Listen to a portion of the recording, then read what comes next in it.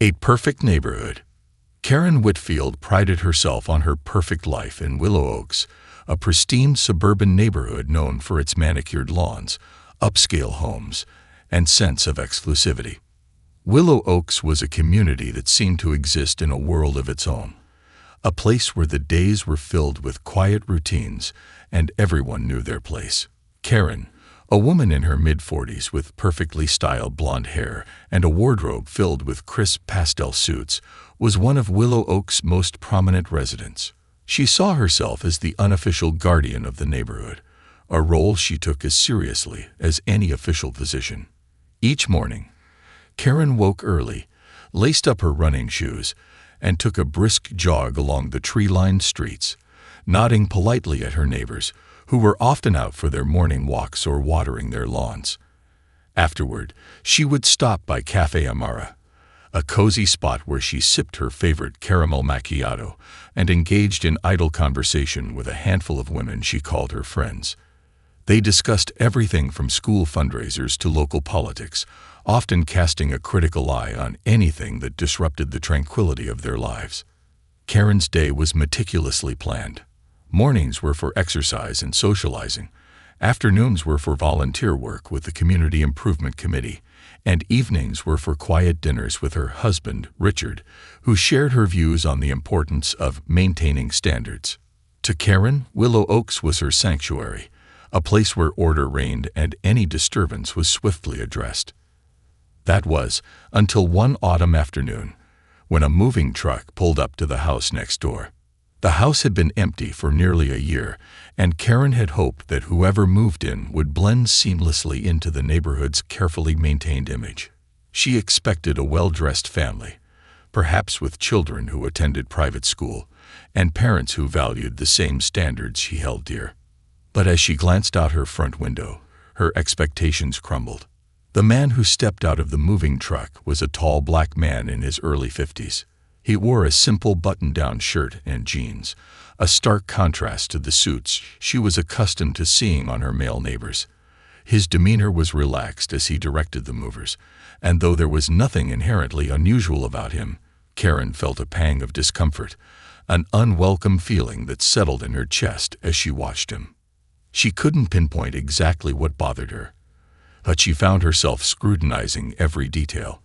The casual way he spoke to the movers, the easy smile he gave them, the unhurried way he moved boxes into the house.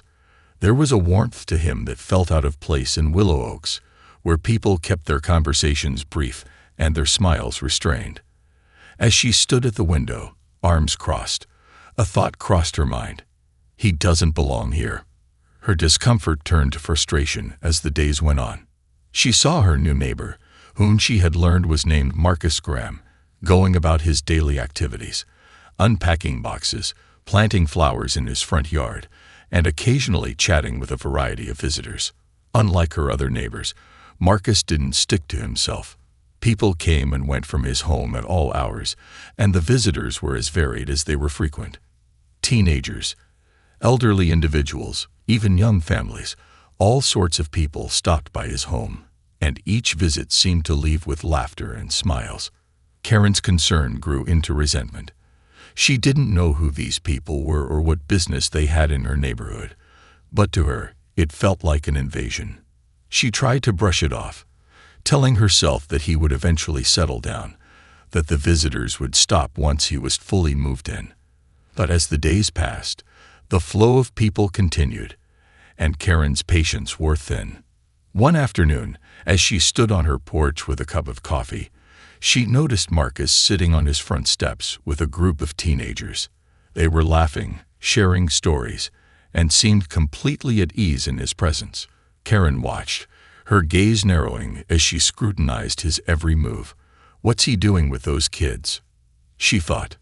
Why would teenagers be spending time with a man his age? Her mind raced with assumptions.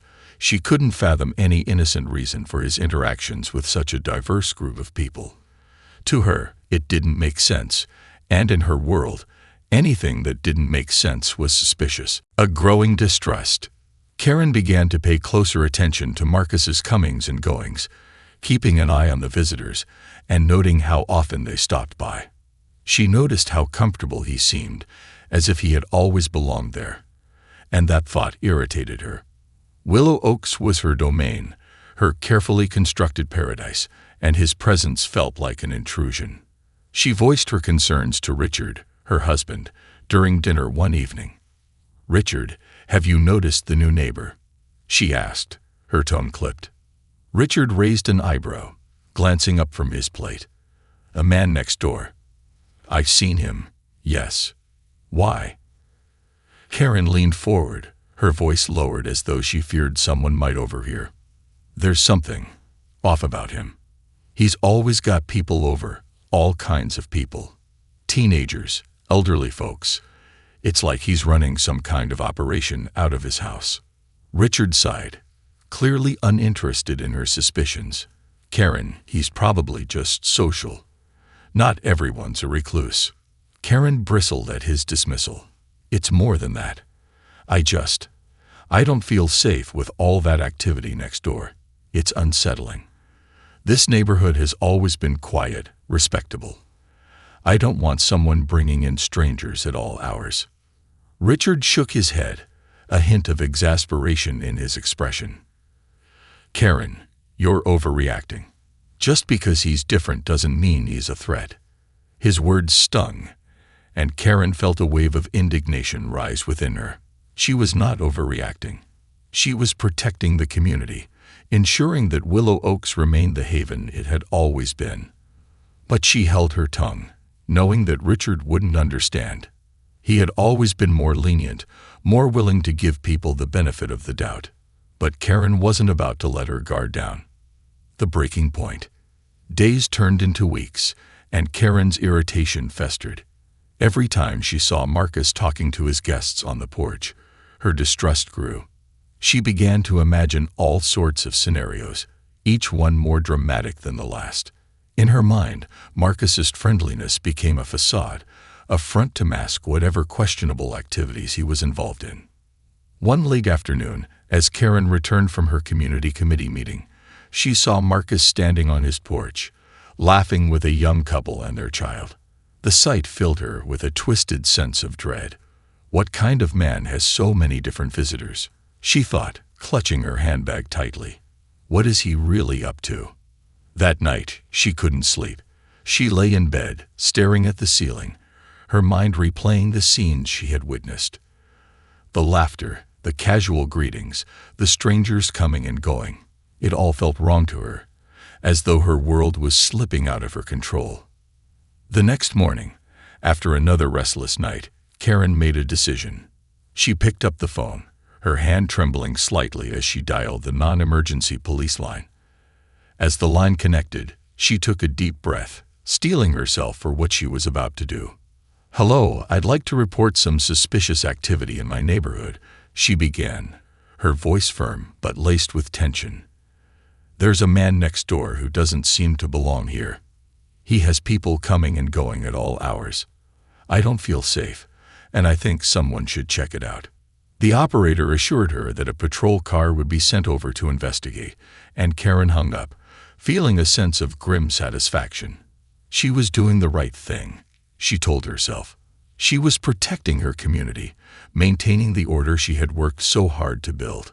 As she waited by the window, anticipation thrumming through her veins, she watched the street, waiting for the police to arrive. In her mind, she had already envisioned the outcome. The officers would question Marcus, and they would see through whatever facade he was putting on. He would be warned, perhaps even told to leave, and peace would return to Willow Oaks. But Karen had no idea that her actions were about to set off a chain of events that would shatter her perception of the world and herself. The arrival of authority. Karen couldn't keep still as she waited for the police. Her heart raced with a peculiar blend of excitement and apprehension, her eyes fixed on the street from her front window. She took a deep breath, trying to calm the jittery feeling in her stomach. This is for the good of the neighborhood, she reminded herself, though a small voice in the back of her mind wondered if she was overreacting. As if in answer to her thoughts, a patrol car appeared, turning onto her street. The sight of the flashing red and blue lights filled her with a strange satisfaction, a feeling that justice was finally about to be served. She watched intently as the car pulled up to Marcus's driveway, and two officers stepped out, adjusting their belts and casting purposeful glances around the neighborhood. They exuded authority, and Karen felt a swell of pride that she had taken the initiative to protect Willow Oaks. Peering through the window, she could see Marcus on his porch, seated in a relaxed manner, casually sipping coffee. His face bore the same calm, easy expression she'd seen before, as though he hadn't a care in the world. But when he noticed the police car in his driveway, his expression shifted to one of mild confusion. Karen leaned closer to the window, heart pounding, her hands gripping the windowsill tightly. She could barely contain herself as the officers approached him, their hands resting near their holstered weapons, their expressions stern. One of the officers gestured for Marcus to come forward. Marcus stood slowly, his face composed but curious. He greeted the officers with a polite nod, showing no sign of alarm or defensiveness. Karen frowned, feeling a flicker of irritation. Why isn't he nervous? Doesn't he know they're here because of him? The officers exchanged a glance before addressing him. "Sir, we received a report of suspicious activity at this address," one of them said. "May we see some identification?" Marcus raised an eyebrow, his gaze calm as he studied the officers. Then, with a small smile, he nodded and reached into his pocket to pull out his wallet. He handled the situation with an ease that Karen found unsettling. He's too confident, she thought. He's trying to hide something. From her vantage point, she watched as he handed his ID to the officer, his movements slow and measured. The officer examined the card, his expression shifting as he read Marcus's name and title. Karen couldn't make out the words on the ID, but she saw the officer's demeanor change almost instantly. His rigid posture softened, and he looked up at Marcus with a hint of surprise in his eyes. Karen's heart skipped a beat. What's going on? She could feel her excitement giving way to confusion, her sense of satisfaction slipping. The first officer leaned toward his partner, whispering something Karen couldn't hear. She strained her ears, but the conversation was too low. Whatever he said, it seemed to have a profound effect. Both officers exchanged glances, and their expressions transformed from stern authority to one of respect. The first officer took a step back, then extended his hand toward Marcus with a respectful nod. Karen's satisfaction morphed into unease as she watched Marcus shake the officer's hand, a faint smile on his lips. The interaction was calm, even friendly, nothing like what she had expected. She felt a prickle of fear in her stomach, her confidence wavering. What had she missed? The officers returned Marcus's ID, then, with a few polite words, they turned and headed back to their car. There was no questioning, no searching of the house, no indication of wrongdoing. In fact, it looked as though they had come to some sort of understanding with him, one that left them both respectful and deferential. As the patrol car pulled away, Karen's initial sense of satisfaction had evaporated entirely, replaced by a gnawing confusion. She stayed at her window, watching as Marcus calmly returned to his porch, resuming his seat and sipping his coffee as if nothing unusual had happened. He glanced briefly in her direction, a hint of amusement in his eyes, as though he knew she was watching. Then he turned back to his morning ritual, his composure undisturbed. Doubt and disbelief. Karen felt an uncomfortable pressure in her chest, her hands growing clammy as she stepped back from the window. She couldn't shake the feeling that something had gone terribly wrong. She had expected the police to find something, anything, that would justify her suspicions. She had expected confirmation that her instincts were right, that her concerns were valid. Instead, she was left with a haunting sense of uncertainty.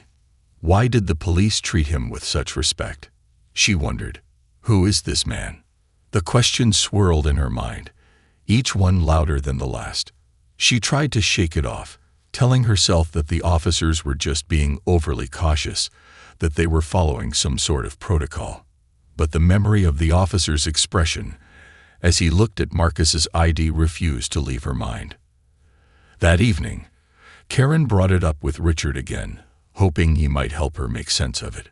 "Richard, I called the police on the new neighbor today," she said, trying to keep her voice casual, though she knew it sounded strained. Richard glanced at her, a hint of concern in his eyes. "You did what?" "Karen, you actually called the police on him?" "Yes, I did.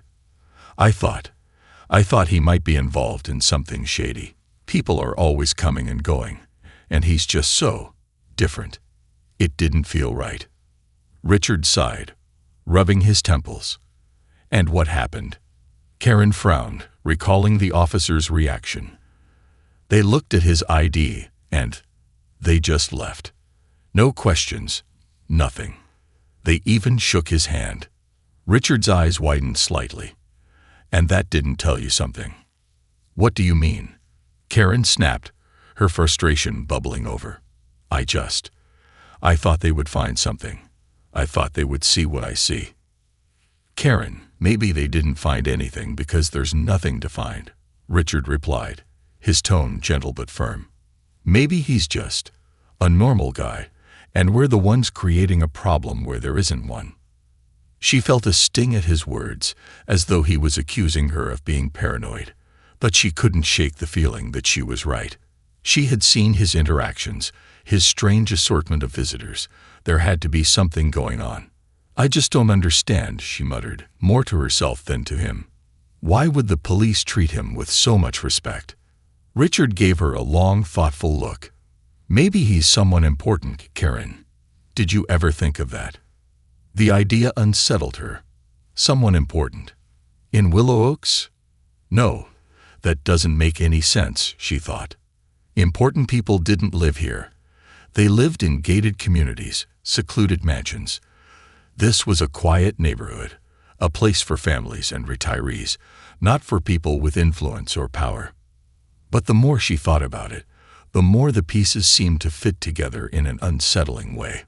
The respect, the deference, the way the officers had treated him. It wasn't the reaction of two people meeting an ordinary man. It was the reaction of people who knew they were dealing with someone who commanded authority. The thought made her feel sick. If he truly was someone important, then her actions could have far-reaching consequences. She had called the police on a man she didn't know, a man who might have connections, influence, and resources beyond anything she could imagine. Her mind raced with fear and regret, the reality of her decision sinking in. An unexpected encounter. The following day, Karen resolved to find out more about Marcus. She couldn't stand the uncertainty, the not knowing. She decided to speak to her friend Linda, who lived down the street and had a reputation for knowing everyone's business. If anyone could provide insight into Marcus's background, it would be her. Over coffee at Cafe Amara, Karen leaned in, her voice low. "Linda, have you met the new neighbor, Marcus?" Linda raised an eyebrow, her curiosity piqued. "Oh, the black gentleman. I've seen him around, but I haven't spoken to him. Why do you ask?" Karen hesitated, then lowered her voice even further. "I called the police on him. There was just something about him that didn't feel right, but the police treated him like he was someone important." Linda's eyes widened. "You called the police? On Marcus?" She leaned closer, whispering conspiratorially. "Karen, from what I've heard, he's not just some ordinary guy. Rumor has it he has connections in high places. Someone said he might even work for the government." Karen's heart skipped a beat. "The government? Are you sure?" Linda nodded, a hint of awe in her expression. "I don't know all the details, but he's definitely someone you don't want to mess with. If he's really connected like they say, calling the police on him, well, that might not have been the best idea." The color drained from Karen's face as she absorbed Linda's words. The pieces were falling into place, each one more alarming than the last. She had made a mistake, a huge one.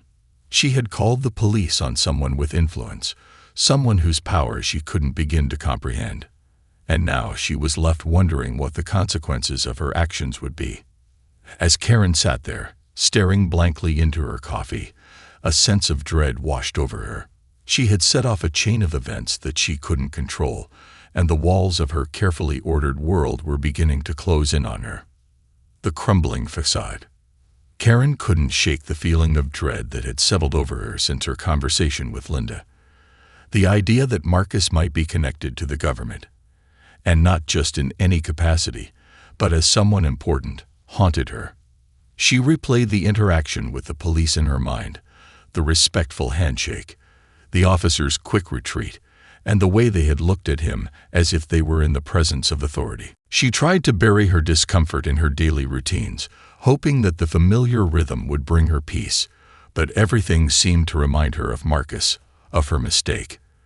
The neighborhood that had once felt like her sanctuary now felt tense and uncertain, as though it were holding its breath, waiting for the inevitable fallout. One afternoon, as she returned from her community improvement meeting, Karen noticed a few of her neighbors standing in small groups, talking in hushed voices. Their glances flickered toward her and then quickly away, as though they didn't want her to know they were watching. She caught a few snippets of conversation as she passed by. "Called the police on him. Can you believe it? I heard he's with the government." She had no idea who she was dealing with. Karen's cheeks flushed as she walked by, her gaze fixed straight ahead, her heart pounding. She tried to ignore them, but the whispers felt like needles, piercing her composure. She forced herself to keep walking, her pace brisk, her posture rigid, hoping that her apparent confidence would hide the anxiety roiling within her. Once inside her house, Karen let out a shaky breath, leaning against the door as her hands trembled. The weight of her actions was pressing down on her, making it hard to breathe. She hadn't anticipated this level of scrutiny, this judgment from her neighbors, people who had once respected and admired her. And now, because of a single phone call, she was the subject of their gossip. But it wasn't just the gossip that troubled her. There was a deeper fear lurking beneath the surface, a fear of what Marcus might do. She had called the police on him without understanding who he was or what he represented, and now she couldn't shake the feeling that he held some kind of power over her. An unexpected visit. A few days later, as Karen was watering the flowers in her front yard, she heard the unmistakable sound of footsteps approaching. She looked up, startled, to find Marcus standing at the edge of her lawn, his hands in his pockets, a calm yet unreadable expression on his face. He seemed unbothered, as if he had all the time in the world, but his presence was overwhelming. "Good afternoon, Karen," he said, his tone polite, but with an edge that made her uncomfortable. Karen swallowed, forcing a tight smile. "Hello, Marcus. Lovely day, isn't it?" Marcus nodded, his gaze steady. "It is. I thought I'd take a walk and say hello to my neighbors. It's important to know the people around you, wouldn't you agree?" Karen felt her palms grow sweaty as she tightened her grip on the watering can. "Yes, of course," she replied, her voice shaky. He took a step closer, his gaze unwavering. "I heard there was some concern about me recently. You wouldn't know anything about that, would you?" Karen's heart skipped a beat. She could feel the blood rushing to her face, her carefully constructed facade beginning to crumble. I just thought, with all the visitors you have, I didn't know." He raised an eyebrow, a faint smile tugging at the corners of his mouth. "Didn't know what?" "That I might be doing something suspicious." Karen's voice faltered as she struggled to explain herself. "I was only thinking of the neighborhood. Willow Oaks has always been a certain kind of place. I just wanted to make sure everything was safe." Marcus's expression softened, though his eyes remained sharp. "I understand that you want to feel safe, Karen. Everyone does. But calling the police on someone because they don't fit your idea of normal isn't just a misunderstanding. It's a dangerous assumption." Karen's cheeks flushed with embarrassment. She felt as though he could see right through her, as though every fear, every prejudice she'd ever harbored was laid bare in front of him. She opened her mouth to respond, but no words came out. Marcus sighed, his gaze drifting away for a moment before returning to her. "Karen, I'm not just your neighbor. I'm someone who works to protect people, to make sure that everyone, regardless of who they are or what they look like, can feel safe in their communities. Her eyes widened slightly, realization beginning to dawn on her. You're with the government. Marcus's expression didn't change, but there was a weight in his eyes that told her everything she needed to know. Something like that, he replied calmly. And because of my position, I know what it's like to be judged unfairly, to have people look at you and make assumptions. Karen felt a pang of guilt twist in her chest. She wanted to say something, to apologize, but the words caught in her throat. She had never been in a situation where her own assumptions were laid bare so starkly, and the experience was deeply unsettling. Marcus took a deep breath, as if giving her a moment to process his words. I'm not here to cause trouble, Karen. In fact, I'd like to think I'm here to make things better. But I'd appreciate it if you got to know me before deciding that I don't belong. He turned, giving her a small nod before walking away, leaving her standing on her lawn, feeling as though the ground had shifted beneath her feet. Facing the truth. The rest of the day, Karen was haunted by Marcus's words. She moved through her routines in a daze, unable to focus on anything. His statement echoed in her mind. I'd appreciate it if you got to know me before deciding that I don't belong.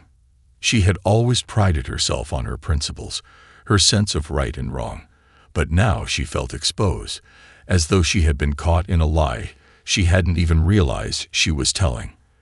That evening, she sat alone at her kitchen table, her gaze fixed on the flickering candle in front of her. Richard had gone to bed early, leaving her to wrestle with her thoughts in solitude. She replayed every interaction she'd had with Marcus in her mind, examining each one through a different lens, seeing how her own prejudices had colored her perception. She thought of her friends, of the way they had agreed with her concerns, fueling her suspicions instead of questioning them. She realized that she had surrounded herself with people who shared her views, people who had only reinforced her assumptions rather than challenging them. And for the first time, she felt ashamed. How could I have been so blind? She wondered. She had been so focused on preserving the image of Willow Oaks that she hadn't stopped to consider whether her own behavior was justified. In her mind, she had been the protector of the neighborhood, but now she could see that her actions had been rooted in fear and ignorance, not in a genuine desire to help. A humbling revelation. Karen lay awake that night, her thoughts racing, her mind unable to find peace. She knew she couldn't undo what she had done, but she felt a deep urge to make amends, to find some way to bridge the gap she had created. The following morning, she made up her mind. She would go over to Marcus's house, apologize, and try to understand him, to learn who he was beyond her assumptions. With her heart pounding, she approached his door later that day, clutching a small bouquet of flowers she had picked from her garden. She took a deep breath and knocked, feeling a surge of anxiety as she waited. After a few moments, the door opened, and Marcus stood there, looking slightly surprised to see her. His expression softened as he noticed the flowers, and a faint smile appeared on his face. "Hello, Karen," he greeted her, his tone warm but cautious. She offered a shaky smile, holding out the flowers. I wanted to apologize, Marcus, for everything. I made assumptions about you, and I see now that I was wrong. I let my own fears get in the way, and I didn't give you a chance." Marcus accepted the flowers, nodding thoughtfully. "Thank you, Karen. It takes courage to admit when you're wrong." They stood in silence for a moment, and then Karen spoke again, her voice hesitant. Would you be willing to tell me more about what you do? I'd like to understand." Marcus smiled, gesturing for her to come inside. "I'd be happy to." As she stepped into his home, Karen felt a strange sense of relief, as though a weight had been lifted from her shoulders. For the first time, she was allowing herself to see Marcus not as an outsider, but as a person, someone with a story, with experiences she could learn from. Over the next hour, Marcus shared stories from his career, about the challenges he faced and the work he did to promote equality and justice. Karen listened intently, her perspective shifting with each word. She began to see Marcus not as a threat, but as someone who was genuinely working to make a difference, someone whose presence in the neighborhood was a gift, not a disruption. As she left his home later that day, Karen felt a profound sense of gratitude, mingled with regret. She had learned a valuable lesson, one that had shaken her to her core, but had also opened her eyes.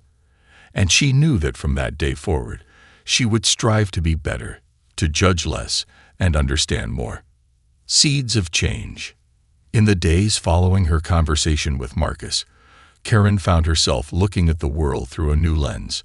She had spent her entire life creating boundaries, shaping her environment to fit her ideal of what a safe and respectable community looked like. But now, as she walked through Willow Oaks, she could see those boundaries for what they truly were. Walls she had built to keep out anyone she considered different. The conversation with Marcus had left a deep impression on her. For the first time, she was able to see herself as others might see her, and the reflection wasn't flattering. She saw not the guardian of Willow Oaks, but a woman who had let her own fears dictate her actions, pushing away anything that didn't fit her narrow view of the world. It was a humbling realization, one that left her both uncomfortable and determined to change. Reaching out. One morning, after her usual jog, Karen hesitated on her porch, glancing over at Marcus's house. They hadn't spoken since her apology, but she felt an urge to reach out, to try and build a bridge where she had once created a divide. Taking a deep breath, she picked up a basket of freshly baked muffins she had made that morning and headed over. When Marcus opened the door, he seemed pleasantly surprised to see her standing there with the basket in her hands. "Good morning, Marcus," she greeted him, her tone warm but slightly nervous. "I thought I'd bring over some muffins. I made too many this morning. And, well, I figured you might enjoy them." Marcus smiled, his eyes filled with a kindness that put her at ease. "Thank you, Karen. That's very thoughtful of you. Please, come in." As she stepped inside, Karen felt a strange mix of nervousness and anticipation. The interior of Marcus's home was warm and inviting, with family photos on the walls and bookshelves filled with an array of titles: history, sociology, biographies of influential leaders. She felt a pang of embarrassment as she realized how little she knew about the man who had lived next door for weeks, yet whom she had only viewed through a narrow lens of suspicion. They sat down in the living room, and Marcus poured them each a cup of tea. Karen glanced around, her gaze falling on a framed photograph on the mantelpiece, Marcus standing in front of a large government building, shaking hands with an older man who looked vaguely familiar. "Is that the president?" she asked, her voice barely a whisper. Marcus nodded, a faint smile playing at his lips. "Yes, that was from a few years ago. We were working together on a program to improve community relations between law enforcement and marginalized communities." Karen felt her cheeks flush with surprise and awe. Here she was, sitting in the home of a man who had not only worked alongside the president, but had dedicated his life to promoting justice and equality. She felt a sense of shame mingled with admiration, realizing just how deeply she had misjudged him. "Marcus," she began, her voice hesitant, "I don't know if I can ever fully apologize for the way I acted. I was so focused on keeping things the way I thought they should be that I didn't stop to question why I felt that way. You've made me see things differently." He looked at her, his expression compassionate. "We all have biases, Karen. What matters is whether we're willing to confront them and learn from our mistakes. And I can see that you're trying to do that. It takes courage to change." They talked for hours that morning, sharing stories and perspectives. Karen listened intently as Marcus told her about his work in the FBI, his efforts to combat systemic discrimination within law enforcement, and his experiences as a black man navigating a world that often saw him as other. She shared her own journey, the sheltered life she had led, the ways in which her upbringing had shaped her worldview. For the first time, they spoke not as strangers, but as neighbors, as two people genuinely trying to understand each other. When she finally left his house, Karen felt a renewed sense of purpose. She had taken the first step in mending the rift she had created with Marcus, but she knew her work wasn't done. She had a responsibility to bring about change, not just within herself, but within Willow Oaks as a whole. Facing resistance. Karen's first step was to gather a group of her neighbors for a discussion on inclusivity and community building. She realized that many of them might have the same biases she had harbored, biases they had never been forced to confront. She saw this as an opportunity to create a more open-minded, welcoming neighborhood and to share what she had learned from her interactions with Marcus. She invited several neighbors to her home for coffee one Saturday morning, carefully selecting those she thought might be receptive, as well as a few who she knew shared her previous reservations about Marcus. The gathering began with polite conversation, neighbors chatting about their families, their gardens, and the latest community events. But as Karen began to speak about her recent experience, about the assumptions she had made, and the journey of self-reflection she had embarked on, the atmosphere in the room shifted. "Why are you bringing this up, Karen?" one of her friends, Lisa, asked, her tone defensive. "We've always had a certain standard in Willow Oaks. People know what to expect here. I don't see why we need to change." Karen took a deep breath, feeling a pang of frustration, but reminding herself that she had once thought the same way. "I know how you feel, Lisa," she said gently. "But I've come to realize that our standards have been excluding people, making them feel like they don't belong. We should be a community that welcomes everyone, regardless of their background or appearance." Another neighbor, Frank, crossed his arms, frowning. "But Karen, we're not the problem. If people want to live here, they should adapt to our way of life. That's just how it's always been." Karen felt her heart sink as she saw the resistance in their faces, the unwillingness to look beyond their own narrow experiences. She had hoped that by sharing her story, she could inspire them to change, but she realized that not everyone was ready to confront their biases. "Maybe it's time we reevaluate what it means to be a community," she said, her voice steady but firm. "Maybe being a good neighbor isn't about everyone being the same. Maybe it's about embracing our differences and learning from each other." Her words hung in the air, met with a silence that felt heavy and uncomfortable. She knew she hadn't changed their minds, not yet, but she hoped she had planted a seed. A growing friendship. As the weeks passed, Karen continued her friendship with Marcus, inviting him over for tea and even joining him on his porch to chat with some of his visitors. She began to see him not as an outsider, but as someone who brought a richness and warmth to the neighborhood that had been missing before. One afternoon, as they sat on her porch, Marcus shared a story that left Karen speechless. "Years ago," he began, "I was assigned to a task force investigating hate crimes. We were working on a case where an entire community was being terrorized by a group targeting people because of their race and religion. I saw families torn apart, children afraid to go outside. That experience changed me. It made me realize how important it is to fight for acceptance and understanding." Karen felt a lump in her throat as she listened. She had never known anyone with such a profound dedication to justice, someone who had faced down hatred and emerged stronger, more compassionate. She felt grateful to have him as a friend, but more than that, she felt a responsibility to carry forward his message of acceptance. Challenging the status quo. Karen's efforts to foster change within Willow Oaks didn't go unnoticed. Some neighbors began to speak openly about their support, others expressed skepticism, and a few even avoided her altogether. But she remained undeterred. She organized community events, inviting speakers to talk about inclusion and empathy. She encouraged others to get to know Marcus, to see him as a neighbor rather than a stranger. To her surprise, a few of her neighbors began to soften. They joined her at events, listened to her stories about Marcus, and even stopped by to meet him. Slowly, the walls that had once divided the community began to crack, revealing glimpses of a more open, accepting neighborhood. One evening, as Karen walked through Willow Oaks, she noticed something remarkable. Marcus was standing in his front yard, talking with a group of neighbors.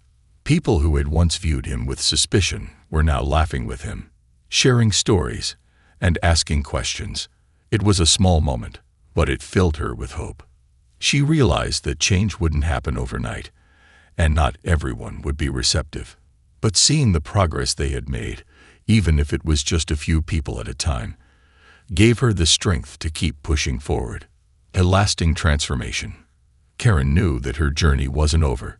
She still had work to do, both within herself and within the community. But she felt a renewed sense of purpose, a desire to create a neighborhood that truly embodied the values of empathy and kindness. As she stood on her porch that evening, watching the sunset over Willow Oaks, she felt a profound sense of peace. She was no longer the self-appointed guardian of a narrow, exclusive community.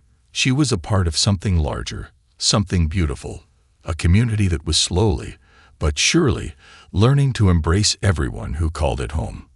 And for the first time in a long time, Karen felt proud not of the boundaries she had upheld, but of the bridges she had helped to build. Resistance and resilience.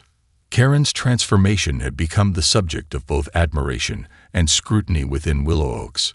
Some neighbors praised her efforts to bring a sense of openness to the community, while others regarded her as a traitor to the values they believed had made their neighborhood special. Karen knew that change was hard, but she hadn't expected the level of resistance that her initiatives would inspire. The first sign of opposition came from the Willow Oaks Homeowners Association. A group of residents had circulated a petition requesting that the HOA preserve the integrity of the neighborhood, citing concerns about unwanted influences and maintaining the traditional character of Willow Oaks. The language was thinly veiled, but Karen knew exactly what they meant. In their eyes, she had disrupted the community's balance by advocating for inclusivity and encouraging friendships with people like Marcus, people they viewed as outsiders. Karen attended the next HOA meeting, feeling a mixture of dread and determination. She took a seat at the long, polished conference table, surrounded by familiar faces that suddenly seemed distant and cold. Linda, her friend and confidant, sat across from her, her gaze averted. The head of the HOA, a sharp-eyed woman named Ruth, began the meeting by addressing the petition. Her tone was formal, yet laced with judgment. "We've had some concerns raised by members of the community about the changes being promoted within Willow Oaks," Ruth announced, her gaze landing squarely on Karen. "We understand that diversity is important, but we also value the traditions that have made this neighborhood desirable." Karen's heart pounded as she listened, feeling a surge of anger mixed with sadness. These were people she had known for years, people she had once considered friends. But now they looked at her as though she were a stranger. She took a deep breath, steadying herself before speaking. "I understand that traditions are important," she began, her voice calm but resolute. "But tradition shouldn't come at the expense of kindness and inclusivity. If we're willing to close our doors to anyone who doesn't look or act like us, what does that say about the kind of community we are?" Ruth's eyes narrowed. "Karen, no one is saying we don't want new people in the neighborhood. But there's a certain standard we expect, a way of life that we want to preserve. When people move here, they know what Willow Oaks represents." Karen clenched her fists under the table, feeling the weight of their narrow-mindedness pressing down on her. She knew that she couldn't change their minds overnight, but she refused to back down. "Willow Oaks should represent more than just exclusivity," she replied, her voice growing firmer. "It should be a place where everyone feels welcome, where we support each other and learn from each other. Isn't that what a real community is?" The room fell silent, her words hanging in the air like a challenge. She could feel the tension thickening, the disapproving gazes from those who saw her as a threat to their comfortable way of life. But she also noticed a few sympathetic glances, subtle nods from neighbors who hadn't spoken up but clearly agreed with her message. One of those sympathetic faces was from Thomas, a young father who had recently moved into the neighborhood. He raised his hand, breaking the silence. "I agree with Karen," he said, his voice steady. "We moved here because we thought it was a welcoming community. My kids have started playing with kids from different backgrounds, and they're learning things I could never teach them myself. Isn't that what we should want for our children?" Karen felt a surge of gratitude as Thomas spoke. His words gave her the courage to keep fighting, to believe that there were others in Willow Oaks who saw the value in her vision. Allies in the shadows. After the meeting, Karen left feeling emotionally drained, but also hopeful. She knew she had allies, even if they weren't as vocal as she had hoped. She walked back to her house, her steps slow and contemplative, her mind filled with the day's events. As she approached her front yard, she noticed Marcus standing on his porch, a slight smile on his face. He gave her a small wave, beckoning her over. "How was the meeting?" he asked, his tone gentle but knowing. Karen sighed, leaning against the railing of his porch. "It was difficult," she admitted. "I knew some people wouldn't agree, but seeing them look at me like I'm the problem was harder than I expected. I thought I knew these people, but maybe I was wrong." Marcus nodded, his gaze thoughtful. "Change is never easy, Karen. When people feel threatened, they tend to hold on tighter to the things they know. But you're planting seeds, whether you realize it or not. And some people will come around." Karen looked at him, feeling a renewed sense of determination. "I hope you're right," she said quietly. I want this place to be better, not just for me, but for everyone." Marcus placed a reassuring hand on her shoulder. "You're doing something important, Karen. And even if it's hard, it's worth it. Remember, the fight for acceptance is never a straight line. There will be setbacks, but that doesn't mean you're not making progress." His words bolstered her, filling her with the strength she needed to keep going. She realized that she wasn't alone in this journey. She had Marcus, Thomas, and others who believed in her vision, even if they were still hesitant to speak up. A gesture of unity. Determined to continue her efforts, Karen decided to organize a neighborhood gathering, an event that would celebrate diversity and encourage residents to connect with each other on a deeper level. She hoped that by creating a space for open dialogue and shared experiences, she could begin to break down the walls that had been built within Willow Oaks. She spent days preparing, coordinating with local vendors to bring in food from different cultures, setting up activities for children, and arranging for speakers to talk about the importance of community and empathy. She invited everyone in Willow Oaks, emphasizing that the event was for all residents, regardless of background. On the day of the event, the neighborhood park was transformed. Colorful banners adorned the trees, tables were set up with a variety of dishes representing different cultures, and a stage was erected for the speakers and performers. Karen felt a surge of pride as she looked around, taking in the sight of neighbors mingling, children laughing, and the vibrant energy that filled the air. As the afternoon unfolded, Karen saw some familiar faces, neighbors who had been hesitant to embrace her message but had shown up out of curiosity. She greeted each one with warmth, encouraging them to try new foods, to introduce themselves to people they hadn't met before. Thomas and his family joined in, bringing their own friends to the event. Linda, who had been one of Karen's most vocal critics, even approached her with a tentative smile. "This is different," Linda admitted, glancing around at the diverse gathering. "But I have to admit, it's nice to see everyone coming together." Karen smiled, sensing a shift in her friend's perspective. "Sometimes we just need to step outside of our comfort zones," she replied. "That's where real growth happens." Linda nodded, looking thoughtful. "Maybe you're right. Maybe we've been too focused on keeping things the same." An unlikely friendship. Throughout the event, Karen spent time with Marcus, introducing him to neighbors who hadn't yet met him. She watched as people who had once viewed him with suspicion began to see him in a new light, as someone who was friendly, compassionate, and genuinely interested in their lives. At one point, Marcus was approached by Ruth, the head of the HOA. Karen held her breath, watching as they exchanged polite greetings, unsure of how the interaction would unfold. But to her surprise, Ruth softened as they spoke, nodding along as Marcus shared stories about his work and his commitment to justice and community. Karen felt a swell of hope as she saw Ruth's demeanor shift. Maybe, just maybe, Marcus's presence was beginning to break through even the most resistant hearts. Later, as the sun began to set, Marcus approached Karen with a smile. "You've done something incredible here, Karen," he said, his voice filled with pride. "You brought people together. You created a space for understanding. That's no small feat." Karen looked around at the gathering, feeling a sense of fulfillment she hadn't known before. "I couldn't have done it without you," she replied. "You opened my eyes to a different way of thinking, a different way of being. And for that, I'll always be grateful."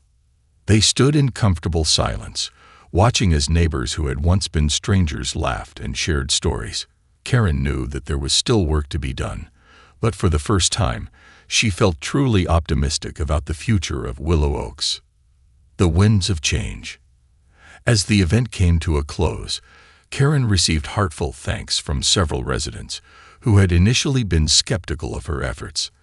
They told her that they had learned something new, that they had enjoyed meeting people from different backgrounds, and that they were beginning to see the value in a more inclusive community. Karen returned home that evening, exhausted but filled with a deep sense of satisfaction. She knew that her journey was far from over, that there would still be challenges and moments of doubt. But she was no longer afraid. She had found strength in her friendship with Marcus, in her allies within Willow Oaks, and in her own newfound resilience. For the first time, Karen felt that she was not just a resident of Willow Oaks, but a part of something greater, a movement toward understanding, acceptance, and true community. And she knew that as long as she held on to that vision, she could weather any storm. A new beginning. The morning after the community gathering, Willow Oaks felt different. Karen noticed it as soon as she stepped outside for her morning jog. Neighbors who had once given her only polite nods now greeted her warmly, stopping to chat or thank her for the event. People were lingering outside their homes, talking to each other in a way that felt new, genuine, open, and unguarded. Karen had always believed she knew this neighborhood intimately, every street and every family. But now she realized that what she had known was only a facade. Beneath the surface, Willow Oaks had been a place where people coexisted without ever truly connecting. And now, for the first time, she felt like she was part of a real community, a place where differences were celebrated rather than hidden, and where people weren't afraid to get to know each other. She saw Marcus watering his flowers as she jogged by, and he gave her a friendly wave. She stopped, catching her breath, and walked over to him. "Good morning, Marcus," she said, smiling. "Morning, Karen," he replied, his eyes crinkling with warmth. "You seem to have sparked quite the movement around here." Karen laughed, feeling a tinge of pride. "It's not just me," she said. "People are more open to change than I thought. I think they just needed someone to show them the way." Marcus nodded thoughtfully.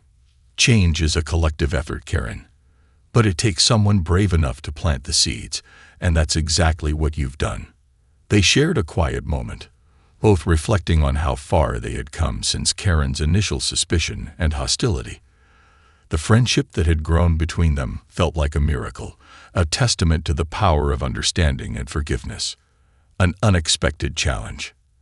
As the weeks passed, Karen continued her efforts to foster a more inclusive environment within Willow Oaks. She organized monthly gatherings, invited guest speakers, and encouraged residents to participate in events that celebrated different cultures and perspectives. She was met with more support than resistance, though a few neighbors still clung to their old ways, wary of the changes. One afternoon, as Karen was preparing for another community event, she received a phone call from Ruth, the head of the HOA. The tone in Ruth's voice was icy, and Karen could sense that something was wrong. "Karen, I need to speak with you," Ruth said tersely. "There's been some concern about the direction you're taking with your gatherings. We'll discuss it at the next HOA meeting." Karen felt a knot form in her stomach. She knew that Ruth had never fully supported her initiatives, but she hadn't expected this kind of direct confrontation. Still, she remained determined, refusing to let fear deter her from her mission. At the HOA meeting, Ruth wasted no time addressing the issue. She stood at the front of the room, her posture rigid and her expression disapproving. "Karen," Ruth began, "while we appreciate your enthusiasm, we believe that the gatherings you've organized have started to change the character of Willow Oaks in a way that some of us find uncomfortable. We've had complaints about the noise, the influx of visitors, and the lack of consideration for those who value a quieter, more traditional neighborhood." Karen listened, her heart sinking. She knew these objections weren't about noise or visitors. They were about resistance to change, to diversity, to the idea that Willow Oaks could be a place for everyone. She took a deep breath, steadying herself before responding. "I understand that change can be uncomfortable," she said, her voice calm but firm. "But the events I've organized have brought people together. They've allowed us to get to know each other in ways we never did before. Willow Oaks is more than just a neighborhood. It's a community. And a community thrives when it welcomes and celebrates everyone, not just those who fit a narrow ideal." Ruth's expression remained impassive, but Karen noticed a few of her neighbors nodding in agreement. Thomas, the young father who had supported her from the beginning, raised his hand. "Karen's right," he said, his voice filled with conviction. "Since we started these gatherings, I feel more connected to my neighbors than ever before. My kids have friends from all backgrounds, and they're learning about the world in ways I could never teach them. This is the kind of place I want to raise my family." Karen felt a swell of gratitude as more neighbors voiced their support, each one sharing how the events had enriched their lives.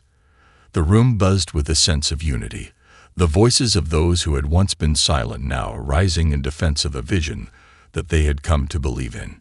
Ruth's disapproval was evident, but Karen could see that she was losing ground.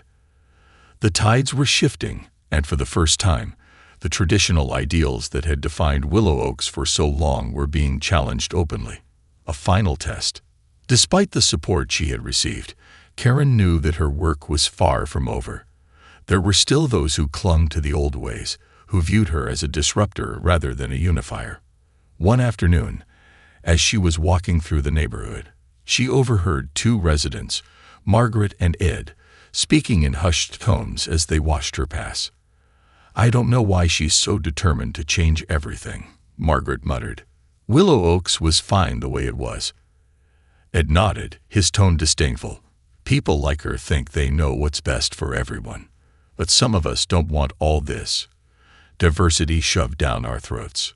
Karen felt a pang of hurt, but reminded herself that not everyone would be willing to change. She turned to face them, determined to address their concerns head-on. "I understand that you're uncomfortable with the changes," she said, her voice calm and composed. "But diversity isn't something that's shoved down our throats. It's a part of life, of the world we live in. And I believe that Willow Oaks can be a place where everyone feels welcome." Margaret crossed her arms, her expression skeptical. "I just don't see why we have to change. We've always been a respectable neighborhood. Why can't things stay the way they are?" Karen looked at them, feeling a deep sense of empathy despite their resistance. "Because the world is changing, Margaret, and if we don't adapt, we'll be left behind. Embracing diversity doesn't mean losing what makes Willow Oaks special. It means expanding that definition to include everyone who calls this place home." Margaret and Ed exchanged glances, their expressions softening slightly. Karen could see that they weren't entirely convinced, but a seed of doubt had been planted, a small crack in the armor of their resistance, a legacy of acceptance. As the months passed, Karen's efforts continued to bear fruit. Willow Oaks began to transform in ways she hadn't dared to imagine. Neighbors who had once been strangers now shared meals, celebrated holidays together, and supported each other through life's challenges. Children played in yards without regard for differences, their friendships a testament to the power of inclusion. Karen and Marcus grew closer, their friendship deepening as they continued to work together to promote unity within the community. Marcus became a mentor to the younger residents, sharing stories from his career and encouraging them to pursue their dreams, regardless of the obstacles they might face. One day, as Karen was hosting another community event, She noticed Ruth standing at the edge of the crowd, watching with a contemplative expression. After a moment, Ruth approached her, her face softened by a rare smile. "Karen," she said, her tone surprisingly warm, "I may not have agreed with everything you've done, but I can't deny that you've brought something special to Willow Oaks. I suppose maybe there's room for change after all." Karen felt a surge of relief and gratitude. "Thank you, Ruth. That means a lot to me." They shared a nod of understanding, a silent acknowledgement that, despite their differences, they both wanted what was best for the community. A new era for Willow Oaks. Years later, Willow Oaks had become a shining example of inclusivity and community spirit. The neighborhood was known for its diversity, its open-mindedness, and its strong sense of unity. People from all backgrounds were drawn to the area, finding a place where they could belong and be themselves. Karen looked back on her journey with a sense of fulfillment, knowing that she had played a role in creating a lasting legacy. She had started as a woman who viewed her neighborhood as a sanctuary to be preserved, but she had grown into someone who understood the beauty of connection, of embracing the unknown. One evening, as she sat on her porch watching the sunset, Marcus joined her, a quiet smile on his face. "You've done something incredible here, Karen," he said, his voice filled with pride. She looked at him, her heart swelling with gratitude. "I couldn't have done it without you, Marcus. You taught me to see beyond my own fears, to embrace the people around me. You changed my life." They sat in comfortable silence, watching as children played in the street, their laughter filling the air. The walls that had once divided Willow Oaks had crumbled, replaced by bridges of understanding and compassion. Karen knew that there would always be challenges, that prejudice and fear would never fully disappear. But she also knew that Willow Oaks was stronger, more resilient, and more beautiful because of the changes they had made together.